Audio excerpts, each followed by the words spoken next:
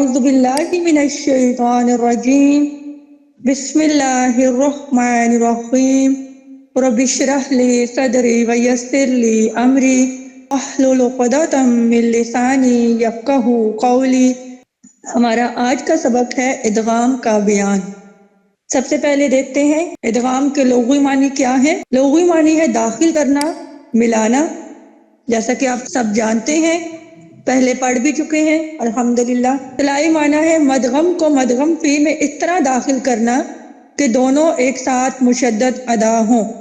مدغم کیا ہوتا ہے؟ جو پہلا کلمہ ہوتا ہے، اور مدغم فی جو دوسرا کلمہ جس میں پہلے کلمے کو ہم داخل کرتے ہیں، اور اس طرح سے داخل کرتے ہیں کہ دوسرے حرف پہ شد لگ جاتی ہے تو دونوں ایک ساتھ مشدد ادا ہو جاتے ہیں۔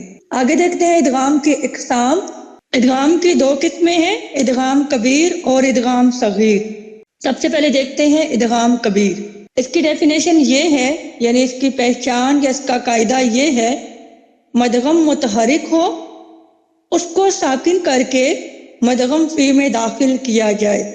یعنی جو ہمارا مدغم ہے، پہلا کلمہ ہے، وہ متحرک ہوگا، اس کو ساکن کریں گے اور پھر مدغم فی میں داخل کر دیں گے۔ یہ ہے ادغام کبیر۔ روایت حفظ میں ادغام کبیر کے صرف 5 کلمات ہیں۔ پورے قرآن پاک میں ہمارے پاس 5 کلمات ہیں جن پر ادغام کبیر ہوا ہے۔ وہ 5 کلمات دیکھتے ہیں کون سے ہیں۔ پہلا ہے نعما۔ اس میں دیکھیے اصل میں یہ تھا نعما ما، یعنی کہ دیکھیے میم کے اوپر فتحہ تھی، مدغم متحرک تھا، اس کو ہم نے ساکن کیا اور پھر اس کو ما جو کہ مدغم فی ہے اس کے اندر داخل کر دیا۔ جب یہ داخل کیا تو یہ کیا بن گیا؟ نعما، مشدد ہو گیا۔ ساکن کر کے میم کے اندر داخل کیا تو کیا ہوا؟ نعما، ایسے پڑھا جائے گا۔ دوسرا کلمہ دیکھتے ہیں مکنی۔ اصل میں یہ کیسے لکھا ہوا تھا؟ مکنانی، ٹھیک ہے، مکنانی۔ اب اس میں کیا ہوا کہ جو نون متحرک تھا اس کو ساکن کیا اور پھر اس کے اندر داخل کیا ہم نے یا کے اندر، تو یہ بن جائے گا مکنی۔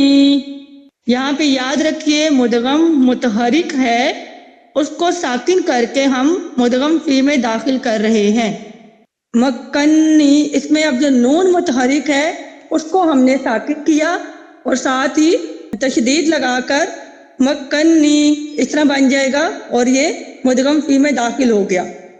تیسرا کلمہ دیکھتے ہیں تأمرونی۔ اب یہاں پہ کیا تھا اصل میں؟ تأمروننی۔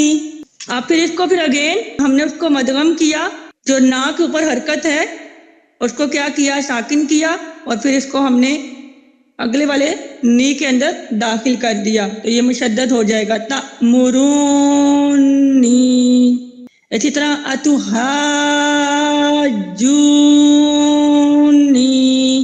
جو کہ اصل میں تھا اتحاجوننی، ٹھیک ہے، اس کا بھی نون ساکن کیا اور اس کے اندر داخل کر دیا۔ لاسٹ ہے لا تأمنا، تو اصل میں تھا یہ لا تأمنونا، ٹھیک ہے، نون کو ساکن کیا اور اگلے نون میں داخل کر دیا۔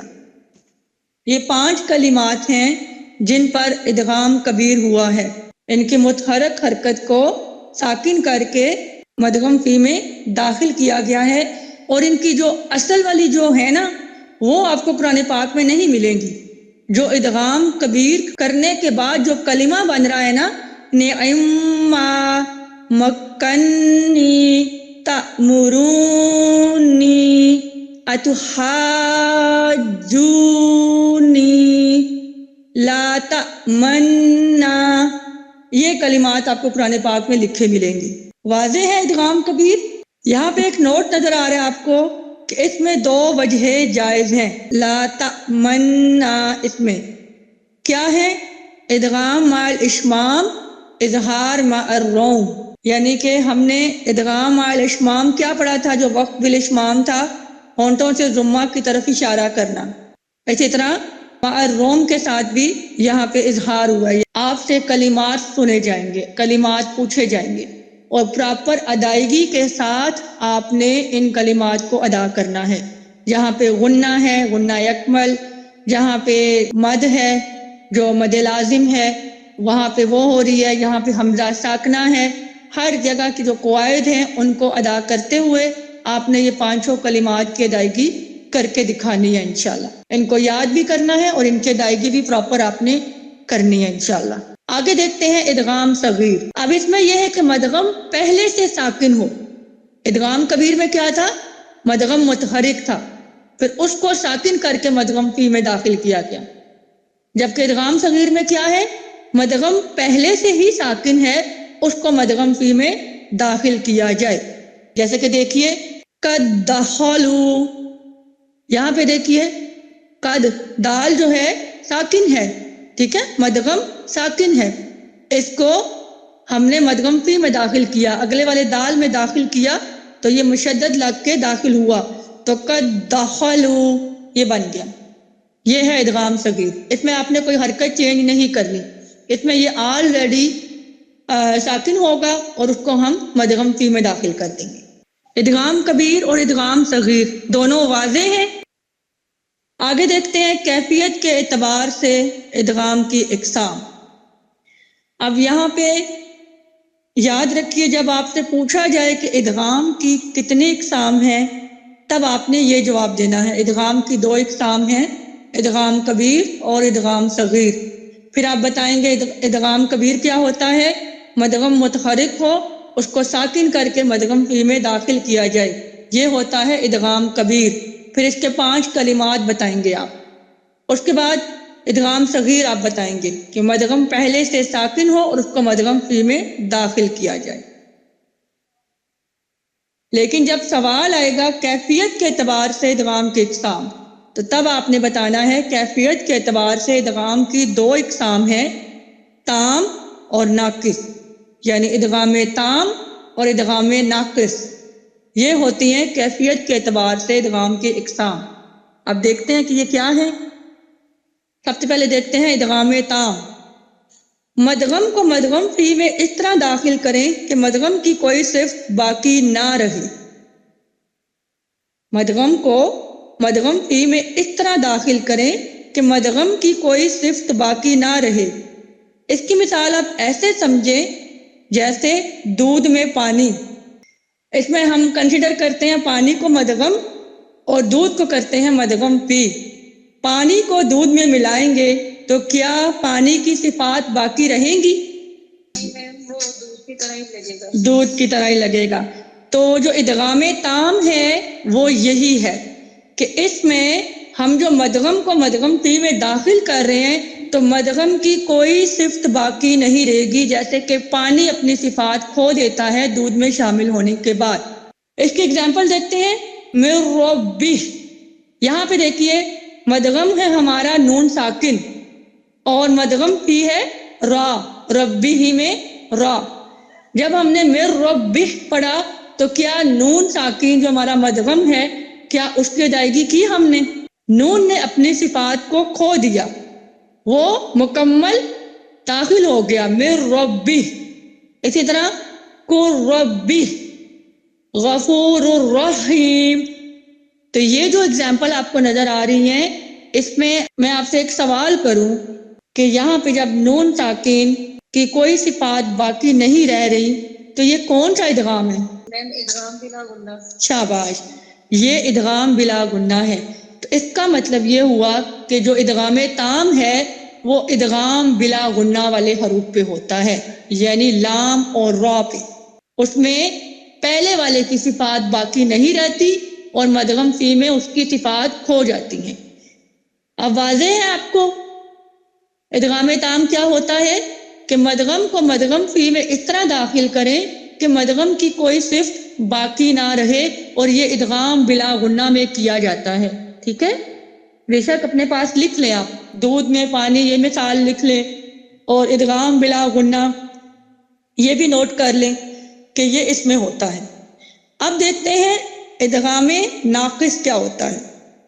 مدغم کو مدغم فی میں اس طرح داخل کریں کہ مدغم کی کوئی صفت باقی رہے، یعنی اب یہاں پہ یہ ہوگا کہ مدغم کو جب ہم مدغم فی میں داخل کر رہے ہیں تو مدغم کی کچھ نہ کچھ صفات جو وہ باقی رہتی ہیں، جیسے کہ من یقول، من وال۔ اس کی بھی اگزامپل آپ اس طرح ذہن میں رکھ سکتے ہیں جیسے کہ دودھ میں چینی۔ پہلے ہم نے اگزامپل دیکھی دودھ میں پانی، اب ہے دودھ میں چینی۔ دودھ میں چینی اب حل کرتے ہیں تو چینی کی صفات باقی رہتی ہے نا، دودھ میٹھا ہوتا ہے، ہمیں پتہ لگ جاتا ہے کہ دودھ میں چینی ملائی گئی ہے، تو مدغم نے اپنی صفات اس میں برقرار رکھی ہیں۔ اور یہ جو ہے یہاں پہ اب بتائیے میں یقول اور میں وال میں کون سا آپ کو ادغام نظر آ رہا ہے؟ ادغام مال غنہ۔ ادغام مال غنہ، تو اس کا مطلب یہ ہوا کہ ادغام ناقص یہ یومن والے حروف میں پایا جاتا ہے، ادغام تام لام اور را میں پایا جاتا ہے، اور ادغام ناقص یومن والے حروف میں پایا جاتا ہے، کیونکہ میں یقول اس میں نون کی صفات باقی ہیں، مدغم کی صفات باقی ہیں، میں وال اس میں بھی نون کی صفات باقی ہیں، یعنی ادغام مال غنہ میں ادغام ناقص ہوتا ہے۔ جی دونوں اقسام واضح ہیں کیفیت کے اعتبار سے ادغام کی اقسام۔ جی اب سوال کچھ کر رہے تھے، سوال پوچھیے۔ جی میم، میں نے یہ پوچھنا تھا، اب آپ نے یہاں پہ بتایا ہے کہ مائل غنہ ادغام اور بلا غنہ، تو میم جب ہم تطبیق میں پڑھیں گے یہ حروف تو وہاں پہ ہم کس طرح سے بتائیں کہ یہاں پہ تام بھی اور ناقص بھی ہو رہا ہے ادغام کہ یہ والا جو ہے نا ادغام، یہ آپ سے تطبیق میں نہیں پوچھا جائے گا، ویسے آپ کو پہچان ہونی چاہیے، یعنی کہ جب آپ ادغام بلا غنہ بتائیں گے، یہ تو آپ بتاتے ہیں نا، یہ آپ کی روٹین ہے، ادغام بلا غنہ بتانا اور ادغام مال غنہ بتانا، بتاتے ہوتے ہیں نا تطبیق میں؟ جی میم بتاتے ہیں۔ تو آپ کے مائنڈ میں بالکل کلیئر ہونا چاہیے کہ جب آپ ادغام بلا غنہ بتا رہے ہوں تو آپ چاہے بول بھی دیں کہ یہ ہمارا ادغام تام ہے، اور اگر آپ نہ بھی بولیں تو آپ کے مائنڈ میں کلیئر ہونا چاہیے کہ ادغام بلا غنہ پہ ادغام تام ہے اور ادغام مال غنہ پہ ادغام ناقص ہے۔ موسٹلی یہ اقسام پوچھی نہیں جاتی، لیکن آپ کو اب کلیئر ہونا چاہیے کہ جب ادغام مال غنہ ہوگا تو وہ ہمارا ادغام ناقص ہوگا، اور جب ادغام بلا غنہ وہ ہمارا ادغام تام ہوگا۔ ٹھیک ہے، یہ دونوں اقسام آپ کو کلیئر ہیں، واضح ہیں؟ واٹس ایپ کی طرف سے ایک سوال آ رہا تھا، اس میں اس کی صفات واقعی رہ جاتی ہے، ڈیفینیشن سمجھ آ رہی ہے، لیکن یہ صرف نہیں سمجھ آئی پریکٹیکلی کہ کیسے اس کی صفت باقی رہ رہی ہے۔ دیکھیں نا آپ کو نون کی آواز ناک میں لے کے نہیں جا رہے، میں، تو یہ نون کی صفت باقی ہے نا، میوں، جی ٹھیک ہے۔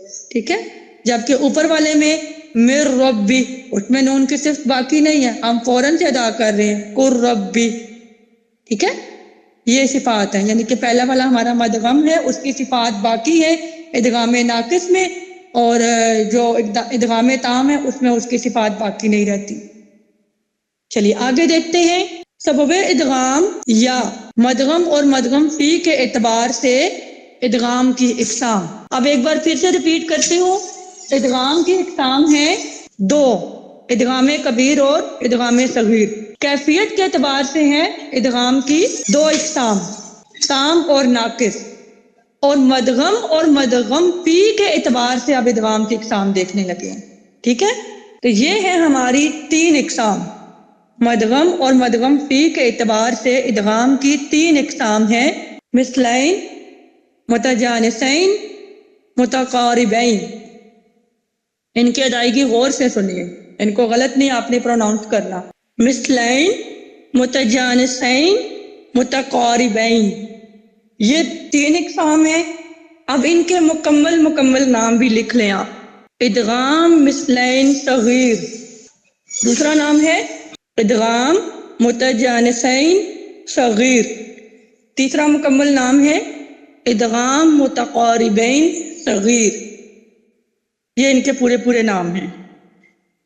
اب یہ کیوں کہا گیا ان کو صغیر صغیر کیوں لکھا گیا ان کے ساتھ؟ اس لیے کہ یہ ادغام صغیر کی ایگزامپل ہیں. ٹھیک ہے، سب سے پہلے دیکھتے ہیں ادغام مثلین صغیر. مثلین کا مطلب ہوتا ہے ایک جیسا ہونا. اس کے نام سے ظاہر ہے، مثل ہوتا ہے ایک جیسا اور لین دو، یعنی دونوں کا ایک جیسا ہونا. دونوں کیا چیزیں؟ مدغم اور مدغم فی. ٹھیک ہے، عربی میں کسی بھی حرف کے آخر میں یا اور نون آ جائے نا تو وہ دو کو پریزنٹ کرتا ہے، تثنیہ کو. ٹھیک ہے، تو مثلین مطلب دو، دونوں کا ایک جیسا ہونا. تعریف دیکھتے ہیں. مدغم اور مدغم فی جب دونوں مخارج اور صفات میں متحد ہوں، یعنی مخارج اور صفات میں ایک جیسے ہوں، یعنی مدغم کی بھی وہی صفات ہو اور وہی مخرج ہو جو کہ مدغم پی کا ہے. پہلا ساکن اور دوسرا متحرک، تو پہلے کو دوسرے میں داخل کرنا. یہ ہم نے کس میں ڈیفینیشن ابھی پڑھی ہے؟ پہلا ساکن اور دوسرا متحرک، اور پہلے کو پھر دوسرے میں داخل کرنا. یہ تعریف ابھی ہم نے کس چیز کی پڑھی ہے؟ دیکھیں، پہلا ساکن کیا مطلب؟ یعنی مدغم ساکن ہے، اور دوسرا متحرک، دوسرا مطلب مدغم فی، وہ متحرک ہے، تو پہلے کو دوسرے میں داخل کرنا، ادغام صغیر. تو اب آپ کو سمجھ آئی ہے کہ اس کا پورا نام کیوں لکھا گیا ہے ادغام مثلین صغیر؟ کیونکہ اس کے اندر ادغام صغیر ہو رہا ہے. ٹھیک ہے، صرف ہم نے اب شروع والا پارٹ ذہن میں رکھنا ہے. مثلین، مدغم اور مدغم فی دونوں مخارج اور صفات میں متحد ہوں. متحد یعنی ایک جیسے ہوں. پہلا ساکن مطلب مدغم ساکن، اور دوسرا متحرک یعنی مدغم فی متحرک، تو پہلے کو دوسرے میں داخل کرنا. پہلا مطلب مدغم، تو مدغم کو مدغم فی میں داخل کرنا. اب پہلے دوسرے کو کنفیوز نہیں کرنا آپ نے. پہلا سے مراد کیا ہے؟ مدغم، اور دوسرے سے مراد کیا ہے؟ مدغم فی. ہر بار مدغم فی نہیں بولتے، تو یہاں پہ ہم نے کیا بولنا شروع کرنا ہے؟ پہلا اور دوسرا. واضح ہے؟ یہاں پہ دیکھیے آپ ایگزامپل دی ہوئی ہے قد دخلوا. یہاں پہ دیکھیے دال ساکن کیا ہے؟ پہلا یعنی مدغم، اور دال آگے مشدد کیا ہے؟ متحرک جو ہے وہ کیا ہے؟ مدغم فی. اب اس کا مطلب یہ ہو کہ دونوں کے مخرج اور دونوں کی صفات ایک جیسی ہیں. حرف جو ایک ہی ہے، دال ایک ہی حرف ہے، تو ظاہر ہے اس کے مخرج بھی سیم، اس کی صفات بھی سیم. تو مدغم اور مدغم فی دونوں مخارج و صفات میں متحد ہو گئے نا. اس مثلین میں، یعنی کہ جو مثلین ہم پڑھ رہے ہیں، اس میں صرف ادغام تام ہوتا ہے. ادغام تام کیا پڑھا تھا ہم نے؟ کہ مدغم کو مدغم فی میں اس طرح داخل کریں کہ مدغم کی کوئی صفت باقی نہ رہے. تو اب آپ دیکھیں قد دخلوا، وہ پہلے والے کی تو صفات نظر ہی نہیں آ رہی، وہ اس کے اندر مدغم ہوگی. ظاہر ہے لیٹر جو سیم ہے، تو لہٰذا اس میں صرف اور صرف ادغام تام ہوتا ہے. اب مثلین کے مدغم فی کے حروف کیا ہیں؟ یہ 14 حروف ہیں. مثلین کا 14 حروف میں ادغام ہوا ہے، جن کا مجموعہ ہے فقی وکلم تہدی بنذیر. یہ آپ نے مجموعہ یاد کرنا ہے. یہ 14 حروف ہیں جن میں ادغام مثلین صغیر ہوا ہے، اور وہ ادغام کون سا ہے؟ ادغام تام. مجموعہ کیا ہے؟ فقی وکلم تہدی بنذیر. فا عین واو کاف لام میم تا ہا دال با نون زال یا را. یہ ہے ہمارا ادغام مثلین صغیر. ایگزامپل دیکھتے ہیں ان کی، پھر آپ کو اور واضح ہوگا. یہاں پہ دیکھیے فلا یسرف فی القتل. اب فا ساکن، اس کے فوراً بعد فا آ رہا ہے، تو یہ دونوں مدغم اور مدغم فی مخارج اور صفات میں متحد ہیں، اور پہلا ساکن ہے، دوسرا متحرک ہے. پہلے کو ہم نے دوسرے میں داخل کیا، پہلے کی کوئی صفت باقی نہیں رہی، لہذا مثلین میں صرف ادغام تام ہوا. آگے آئین میں دیکھیے تستطیع علیہ ثم اتقوا واحسنوا. اس میں واو میں آ رہا ہے قل لکم فی قلوبہم مرض. اب یہاں بھی آپ نے ادغام جو ہے میم کا آپ کو نظر آ گیا ادغام مثلین صغیر. فما ربحت تجارتهم یکرہن قد دخلوا. یہ ساری اگزامپل آپ دیکھ لیجئے گا. یہاں پہ آپ کو سمجھ آ گئی ہوگی کہ مدغم اور مدغم فی دونوں مہارج اور صفات میں متحد ہیں، ایک جیسے ہیں. اور اس کے بعد آپ اپنے ڈیفینیشن مکمل کرنے کے لیے باقی ادغام صغیر کی ڈیفینیشن لگائیں گے کہ پہلا ساکن، دوسرا متحرک، پہلے کو دوسرے میں داخل کرنا. اس حکم سے مراد یعنی ادغام مثلین صغیر، ادغام تام، اس حکم سے حروف مدہ مستثنا ہے، یعنی یہ استثنائی صورت ہے کہ حروف مدہ اس میں نہیں آئیں گے. کیسے؟ ان میں ادغام نہیں ہوگا. جیسے کہ قالوا وما لنا. جب یہ دیکھیں یہاں پہ ہم نے واو کی اگزامپل دیکھی تھی، ثم اتقوا واحسنوا، ٹھیک ہے، واو کا واو میں ادغام ہو رہا ہے، لیکن جو حروف مدہ والا واو ہوگا، واو ساکن ما قبل ضمہ، وہ اس سے مستثنا ہے. اسی طرح یا مدہ، وہ بھی فی یومن، یہاں پہ دونوں سیم لیٹر ہے نا، قالوا وما لنا، واو ساکن اور بعد والا بھی واو. اسی طرح فی یومن، یا ساکن اور اگلے والا یا متحرک، الف مدہ، واو مدہ، یا مدہ، تینوں. تو یہ استثناء ہے، ٹھیک ہے، یہ اس میں نہیں آئیں گے اس حکم کے اندر. یہ آپ نے بات یاد رکھنی ہے. آگے دیکھتے ہیں ادغام متجانسین صغیر. متجانسین کہتے ہیں ہم جنس ہونا. دیکھتے ہیں ہم جنس کا کیا مطلب ہے. مدغم اور مدغم فی جب مخارج میں متحد ہوں اور صفات میں مختلف ہوں، پہلا ساکن اور دوسرا متحرک، تو پہلے کو دوسرے میں داخل کرنا، یہ ہوتا ہے ادغام متجانسین صغیر. یہاں پہ دیکھیے ہم نے اس کی ڈیفینیشن یہ دیکھی ہے کہ مدغم اور مدغم فی مخارج میں متحد ہیں، یعنی ان کے مخارج سیم ہے لیکن ان کی صفات مختلف ہیں. مخارج سیم کا مطلب کیا ہونا، ہم جنس اسی لیے کہتے ہیں کہ ان کا مخرج تو سیم ہے لیکن ان کی صفات مختلف ہیں. جیسے کہ دیکھیے قالت طائفہ، تا کا تو میں ادغام ہو رہا ہے، تو تا اور تو ان کا مخرج سیم ہے نا. کون سا مخرج ہے ان کا؟ حروف نطویہ. شاباش. اب دیکھیں مخرج تو سیم ہو گئے لیکن صفات میں مختلف. اب تا جو ہے وہ باریک ہے، تو جو ہے وہ پر پڑا جاتا ہے، تو دونوں صفات میں مختلف ہو گئے نا.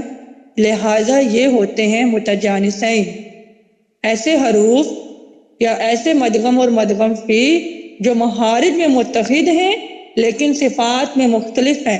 تو پہلا تو ساکن ہے، دوسرا متحرک ہے، تو پہلے کو دوسرے میں داخل کرنا، یہ ہوتا ہے ادغام متجانسین صغیر. تعریف واضح ہوئی. ادغام مثلین صغیر میں مدغم اور مدغم فی مخارج و صفات دونوں میں متحد ہیں، پہلا ساکن دوسرا متحرک، تو پہلے کو دوسرے میں داخل کیا. جبکہ متجانسین میں مدغم اور مدغم فی جب مخارج میں تو متحد ہیں لیکن صفات میں مختلف ہیں، پہلا ساکن دوسرا متحرک، تو پہلے کو دوسرے میں داخل کیا. یہاں دیکھتے ہیں کہ متجانسین میں 7 حروف میں ادغام ہوا ہے، مثلین میں 14 حروف میں ادغام ہوا ہے، جس کا مجموعہ کیا تھا؟ فائی وکلم تصدی بنظیر. جبکہ متجانسین صرف 7 حروف میں ادغام ہوا ہے، جس میں سے 6 میں تام ہے اور 1 میں ناقص ہے. مثلین میں 14 حروف میں ادغام ہے اور سارے کا سارا تام ہے. کیوں تام ہے؟ وہ حرف ہی سیم ہے. متجانسین میں 7 حروف میں ادغام ہے لیکن جس میں سے 6 میں تام ہے اور 1 میں ناقص ہے. دیکھتے ہیں تام کی مثالیں، پھر دیکھتے ہیں ناقص کی مثالیں. ہم نے کہا کہ متجانسین میں 6 میں تام ہوا ہے. یہاں دیکھتے ہیں حروف آپ نے اس طرح سے یاد کرنے ہیں، تا کا تو میں، تا کا دال میں اور دال کا تو میں. یہ کون سے حروف؟ تا، دال اور تو، حروف نطویہ. آگے دیکھیے زال کا زو میں، سا کا زال میں. یہ کون سے حروف ہیں؟ لسویہ، حروف لسویہ. شاباش. اور ایک ہے با کا میم میں، ٹھیک ہے، حروف شفویہ. شاباش. اب آپ کو اگزامپل یاد رہیں گی کہ تام میں کون سی مثالیں ہیں؟ حروف نسویہ، حروف نتویہ کی اور حروف شفویہ کی۔ اب مثالیں دیکھتے ہیں۔ تا کا تو میں دیکھیے قالت طائفہ، اب یہاں پہ تا جو ہے کیا اس کی صفت ہم نے پڑھی، ادا کی؟ تا ساکن کو تو میں جب ہم نے داخل کیا تو کیا تا کی صفت ادا ہوئی؟ تا کی صفات کیا ہوتی ہیں؟ ہمس کی صفت ہے، شدت کی صفت ہے، تو کیا ہم نے ہمس کی یا شدت کی صفت ادا کی یہاں پہ؟ نو میم، ہم نے نہیں کی، ہم نے ڈائریکٹ تو سے ملا دیا۔ اس کا مطلب یہ ہوا کہ یہاں پہ ادغام تام ہو رہا ہے۔ اسی طرح تا کا دال میں دیکھیے اسقل دعوا اللہ، اس میں بھی تا نہیں پڑھا گیا۔ قد تبین، اس میں بھی دال نہیں پڑھا گیا۔ ظلموا، اس میں بھی زال نہیں پڑھا گیا۔ اچھا یہ یلحس ذالک اور ارکم معنا، یہ جو ہے نا اس میں ادغام بھی ہے، نیچے آپ نوٹ پڑھ لیں، باطریق شاطبی، باطریق جزری اظہار بھی ہے، یعنی کہ دیکھیں یلحس یہاں پہ ساز ظاہر کر کے پڑھا جا رہا ہے اور یہ ادغام بھی ہے۔ اور اسی طرح ارکم معنا، یہاں پہ دیکھیے با جو ہے وہ میم میں مل گیا ہے، یہاں پہ دونوں وجہیں جائز ہیں۔ کل جو ہیں 10 روایات ہیں قرآن پاک کے لیے، کل 10 روایات ہیں، ہر امام نے ہمیں تجوید کے قواعد بتائے ہیں۔ 10 روایات ہیں جن میں سے ایک امام حفص ہیں، امام حفص رحمۃ اللہ علیہ، جن کی روایات، جن کے جو رولز ہیں، قواعد ہیں، وہ پوری اس بک میں ہیں۔ یہ بک کتنی قیمتی ہے کہ انشاءاللہ جب ہمیں یہ پوری بک آ جائے گی تو آپ الحمدللہ ایک پوری روایت کے قابل ہو جائیں گے انشاءاللہ ایکسپلین کرنے کے۔ یہ امام حفص رحمۃ اللہ علیہ کی روایتیں ہیں، جو ان میں سے جو ان کی ایک روایت ہے وہ ہم پڑھ رہے ہیں۔ تو اس بک سے بہت پیار کیا کریں کہ آپ کو قرآن پاک کی جو 10 روایات ہیں ان میں سے ایک روایت کے جو رولز ہیں امام حفص رحمۃ اللہ علیہ کے، وہ سارے آ جائیں گے۔ تو ان کے آگے سے شاگرد ہیں شاطبی رحمۃ اللہ علیہ، جزری رحمۃ اللہ علیہ، اس لیے ہر شاگرد نے اپنے اپنے کچھ رول بتائے ہیں، تو لہٰذا ہمیں نوٹس دیا جاتا ہے کہ ان حروف میں ہم باطریق شاطبی رحمۃ اللہ علیہ، باطریق کا مطلب ہوتا ہے طریقے کے مطابق، با کا مطلب ہوتا ہے مطابق، طریق کا مطلب ہوتا ہے طریقہ، یعنی کہ شاطبی رحمۃ اللہ علیہ کے طریقے کے مطابق ادغام اور جزری رحمۃ اللہ علیہ کے طریقے کے مطابق ادغام اور اظہار دونوں جائز ہیں۔ تو یہ ہماری امام حفص رحمۃ اللہ علیہ کی جو روایات ہیں ہم رول پڑھ رہے ہیں۔ تو انشاءاللہ جب آپ کی یہ بک مکمل ہوگی تو اللہ تعالیٰ کا بہت زیادہ شکر ادا کریے گا کہ آپ کو قرآن پاک کی ایک روایت آپ کو الحمدللہ آ گئی ہے۔ تو یہاں پہ جو ہے یہ ہمارے جو 7 حروف ہیں، اب آپ نے ان کو کیسے یاد کرنا ہے؟ آپ مثالیں یاد کریں۔ جب آپ کو مثال یاد ہوگی جیسے کہ قالت طائفہ، جب میں نے اگزامپل یاد کی تو مجھے پتا تھا میں نے کیا بولنا ہے، تا کا تو میں۔ جب میں نے بولنا ہے قد تبین، مجھے پتہ لگ جائے گا دال کا تا میں ادغام۔ ٹھیک ہے، آپ اپنی آسانی سے جس طرح آپ چاہیں کر سکتے ہیں، لیکن میں نے اس طرح سے یاد کی تھی۔ تھوڑا سا مشکل لگیں گے آپ کو حروف یاد رکھنا، کیونکہ حروف آگے پیچھے نہ آپ کر دیں، تو آپ نے اس طرح سے ان کو مکس نہیں کرنا۔ تا کا تو میں ہی بولنا ہے، تا کا دال میں ہی بولنا ہے، دال کا تا میں، دال کا ظا میں، اور پھر سا کا زال میں اور با کا میم میں۔ آگے دیکھتے ہیں ناقص۔ ہم نے کیا کہا تھا کہ متجانسین 7 حروف میں ادغام ہوا ہے، جس میں سے 6 میں تام ہے جو ہم نے دیکھ لی، اور 1 میں ناقص ہے۔ اور ناقص مثال کیا ہے؟ وہ ہے تو کا تا میں۔ اس میں اب کیا ہوتا ہے، ناقص ہم نے کیا پڑھا تھا، مدغم کو مدغم پی میں اس طرح داخل کرنا کہ مدغم کی صفت باقی رہے۔ تو اس میں اب آپ ادائیگی کر کے دیکھیے، اگزامپل دی ہوئی ہے لَئِن بَسَطْتُ، بسط تو پہ کلکلا کیا، پھر آگے تا بسط تو، اس کا مطلب یہ ہوا کہ یہ ناقص کی اگزامپل ہے۔ تو کی صفات ہم ظاہر کر رہے ہیں، تو کو پر کر کے پڑھ رہے ہیں، اور آگے تا کو ہم باریک پڑھتے ہیں۔ احط ما فرطت ما فرطتم، یہ ہے ناقص کی مثال تا کا تو میں، یہ ایک ہی ہے ناقص کی مثال متجانسین میں۔ اب اس میں کون سے حروف مستثنا ہیں؟ حروف حلقی اور حروف شجریہ، یہ اس میں مستثنا ہے، یعنی ان کو استثناء حاصل ہے، یہ اس رول میں نہیں آتے، ان میں ادغام نہیں ہوگا۔ جیسے اب دیکھیے فَاصْفَحْ عَنْهُمْ، ہا اور عین دونوں کیا ہیں؟ حروف حلقی۔ اس کا مطلب یہ ہوا یہ مخارج میں متحد ہیں اور صفات میں ڈفرنٹ ہیں، جیسے کہ ہا جو ہے، ہا اور عین، ان کی صفات ڈفرنٹ ہے نا، جو اب آپ نے صفات پڑھ چکے ہیں، آپ وہاں پہ دیکھیے گا۔ تو اس کا مطلب یہ ہوا کہ مخارج میں تو سیم ہے لیکن یہ متجانسین میں نہیں آئیں گے، یہ مستثنا ہے۔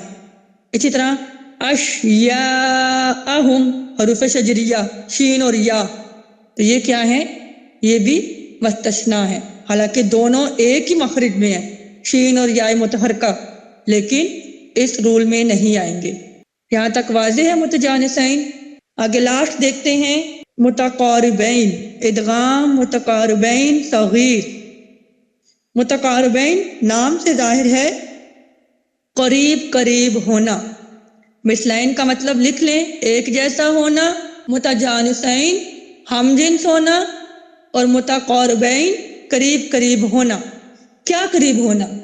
مدغم اور مدغم فی جب قریب المخرج ہوں، ان کے مخرج اب قریب قریب ہیں، پہلا ساکن دوسرا متحرک، تو پہلے کو دوسرے میں داخل کرنا، جیسے کہ مِن ربہ۔ اب یہاں پہ دیکھیے نون ساکن اور را، نون ساکن ہمارا مدغم اور را جو ہے ہمارا مدغم فی، تو نون اور را کا مخرج کیا ہے؟ قریب قریب ہے نا؟ کیا مخرج ہے دونوں کا؟ حروف ترفیہ۔ اب نون میں جو ہے اس کا آپ کو مخرج پتہ ہے، اس میں ثنایا رباعی انیاب کے جو مشہورے ہیں ان سے جب ہمارا زبان کا کنارہ لگے، اور جو را ہے وہ ہمارا ثنایا اور رباعی سے ہمارا زبان کا کنارہ ماپشت لسان لگے، تو یہ قریب المخرج ہوئے نا۔ تو اس میں اب آپ ہم اگزامپل دیکھیں گے کہ مدغم اور مدغم فی جب قریب المخرج ہوں، پہلا ساکن دوسرا متحرک، تو پہلے کو دوسرے میں داخل کرنا۔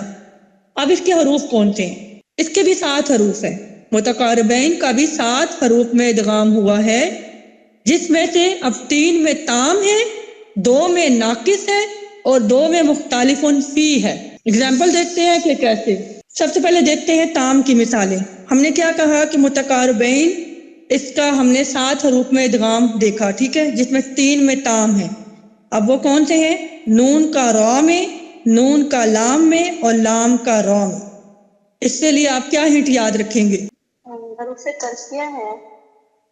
وہ تو ہے، حروف ترفیہ تو ہیں۔ میں نے ہنٹ لکھا ہے لر، لام زبر را، لر۔ کیسے لر؟ ادغام بلا غنہ۔ ہاں، ادغام بلا غنہ۔ نون کا را میں، نون کا لام میں اور آخر میں پھر لام کا را میں آپس سے ملا دیں، ٹھیک ہے؟ ایک دفعہ نون کو را کے ساتھ ملانا ہے، ایک دفعہ نون کو لام کے ساتھ، لر ہو گیا، اور پھر آخر میں لر والا ہی آپ نے اگزامپل لکھ لینی ہے، لام کا را میں۔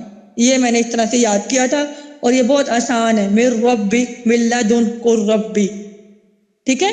نون کا را میں، نون کا لام میں، لام کا را میں، یہ ہیں ادغام تام۔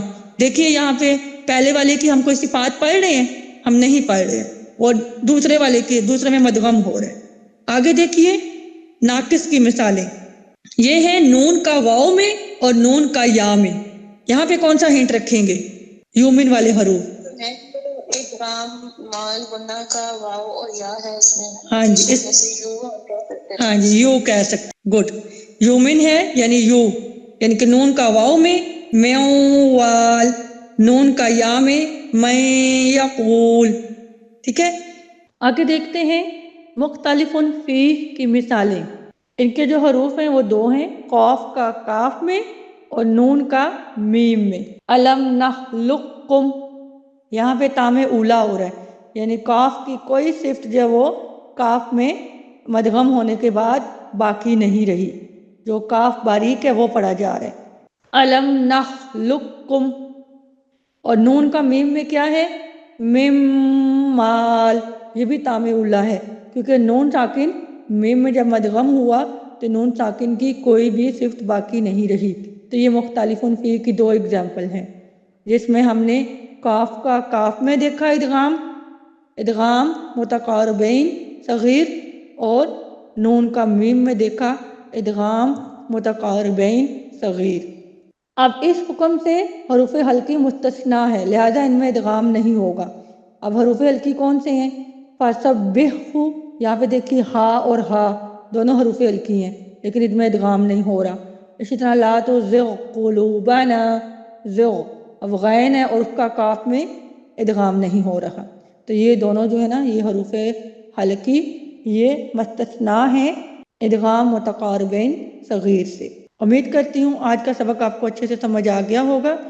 پھر بھی کوئی سوال پوچھنا ہو تو کامنٹ سیکشن میں ضرور پوچھیے۔ سبحانک اللہم و بحمدک نشہد ان لا الہ الا انت نستغفرک و نتوب الیک۔ السلام علیکم ورحمۃ اللہ وبرکاتہ۔